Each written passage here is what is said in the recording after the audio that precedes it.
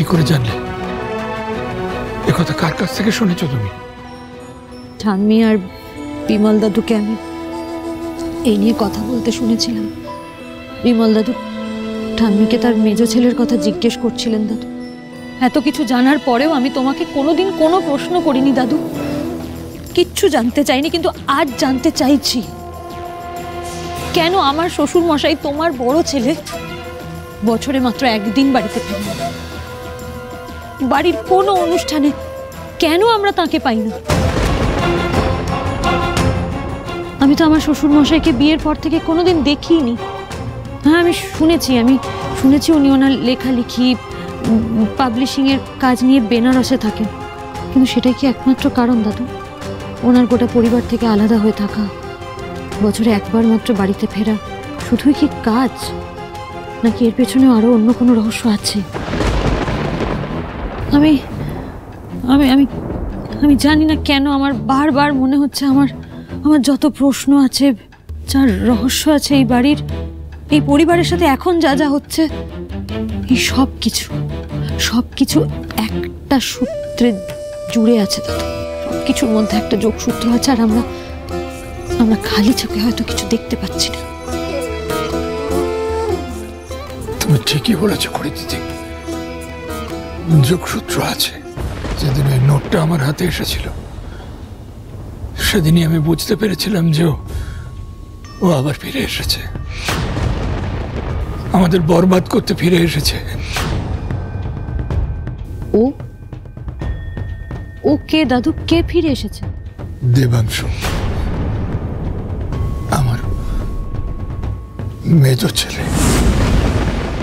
ওই দেবাংশুর কারণে আমার এই সুন্দর হাসি খুশি পরিবারটা ভেঙে গিয়েছিল। করি আমি ভাবতে পারিনি যাকে আমি আমার এই পরিবার থেকে, আমার জীবন থেকে চিরদিনের মতো দূর করে দিয়েছিলাম, সে আবার ফিরে আসবে, এত বড় একটা ঝড় নিয়ে ফিরে আসবে।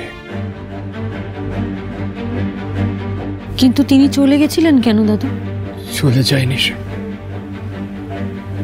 আমি তাকে এ বাড়ি থেকে দূর করে দিয়েছিলাম, সে 25 বছর আগে। কিন্তু কেন? তুমি তো বরাবর বলে এসেছো সিংহরায় পরিবারের শক্তি হলো একান্নবর্তিতা, একসাথে থাকাটাই আমাদের ঐতিহ্য, আমাদের শক্তি।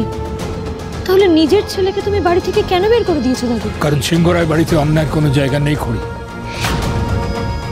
দেবাংশুর তীক্ষ্ণ বুদ্ধি ছিল, ব্যবসা বলো পড়াশোনা বলো, কেউ ওকে কোনো কিছুতে কোনোদিন হারাতে পারেনি। সবাই বলতো তোমার ঠাম্মির গর্ভে রত্ন জন্ম নিয়েছিল, কিন্তু এত গুণের মধ্যেও ওর একটাই মারাত্মক দোষ ছিল, সেটা হলো শর্টকাট।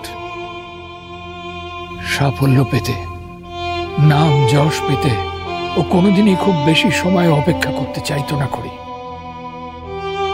ওর ব্রিলিয়েন্সি ওকে অস্থির করে তুলেছিল, তাই ভুল পথেও ও কাঁড়ি কাঁড়ি টাকা রোজগার করতে চেয়েছিল।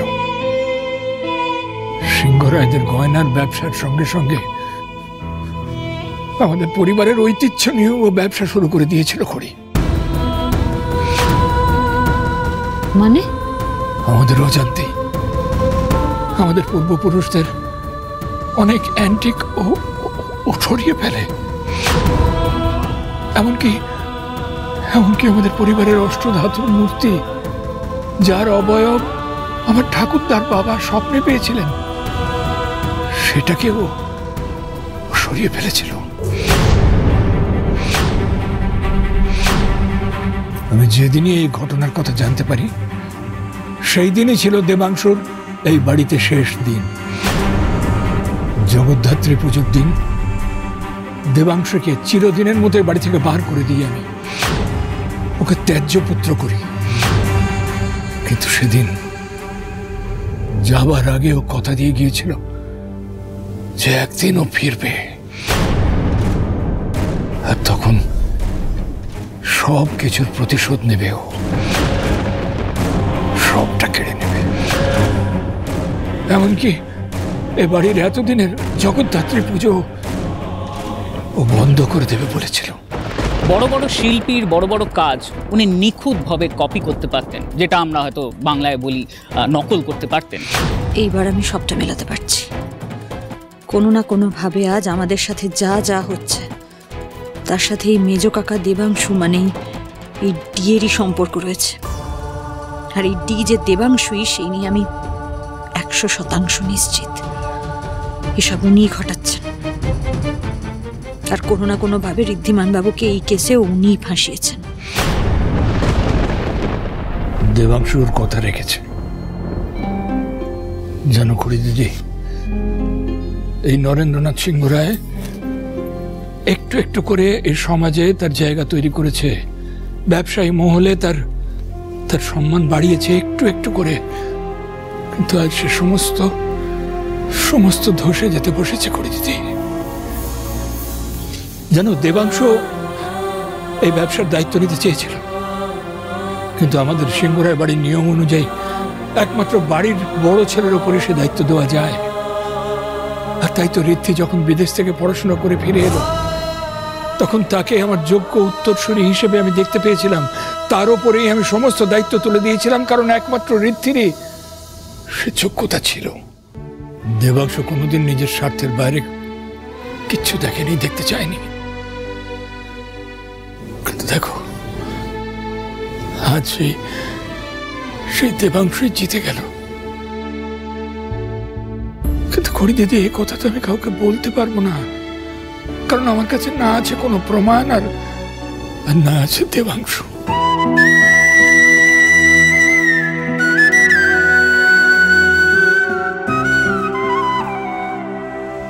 ভেঙে পড়ো না দাদু, ভেঙে পড়ো না। তুমি তো এইমাত্র বললে সিংহরায় বাড়িতে অন্যায়ের কোনো জায়গা নেই। সিংহরায় বাড়িতে সেদিনও অন্যায়ের কোনো জায়গা ছিল না, আজও নেই, আর ভবিষ্যতে কোনোদিন অন্যায়ের কোনো জায়গা হবে না।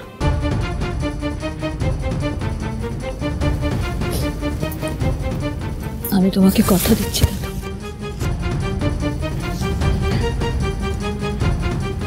এইবার এই বাড়িতে জগদ্ধাত্রী পুজো হবে। বাড়ির বড় ছেলে ঋদ্ধিমান সিংহ রায় সসম্মানে এই বাড়িতে ফিরবে। বাড়ির বড় বউ খড়ি সিংহ রায় তোমাকে সেই কথা দিচ্ছে।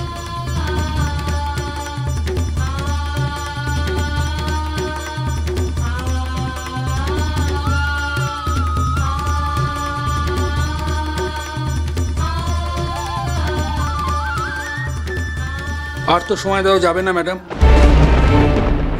আপনাকে এবার যেতে হবে। চলুন। আমার ওপর ভরসা রেখো দাদু, আমি সবটা ঠিক করে তবেই ফিরব। তুমি শুধু একটু সাবধানে থেকো।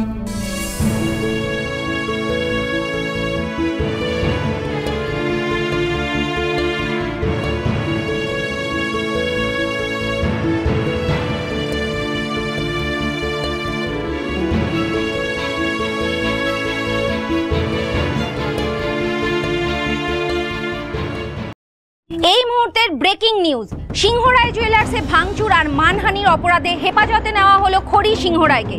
এখন তাকে থানায় নিয়ে আসা হচ্ছে। এবার দেখা যাক ভট্টাচার্য আর সিংহরায়দের এই চরম শত্রুতা কোন দিকে মোড় নেয়। স্যার, এই পেপারগুলো সাইন করে দিন। এই কার্ডটা সাইন করে দিন। এই জায়গাটা।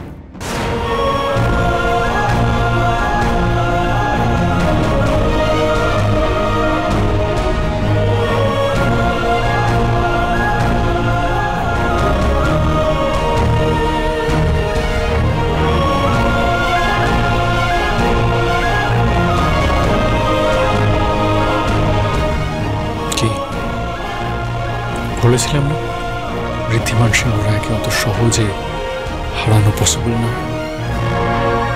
আমার সাথে যা যা করেছেন তার পাল্টা জবাব কিন্তু আমি ফেরত দেব।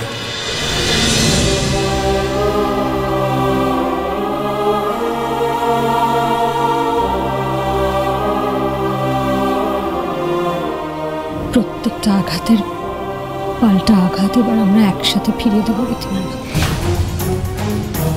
আর আপনি একা নন, আমরা এবার হারবো না।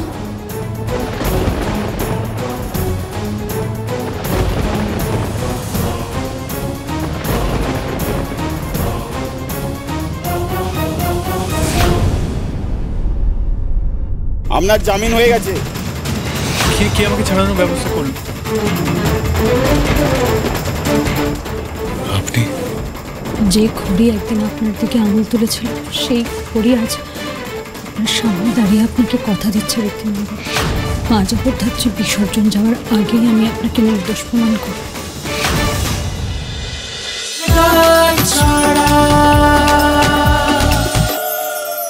স্টার জলসার প্রিয় শো দেখার জন্য সাবস্ক্রাইব করুন আমাদের ইউটিউব চ্যানেলে এবং আপডেটেড থাকার জন্য প্রেস করুন বেল আইকন।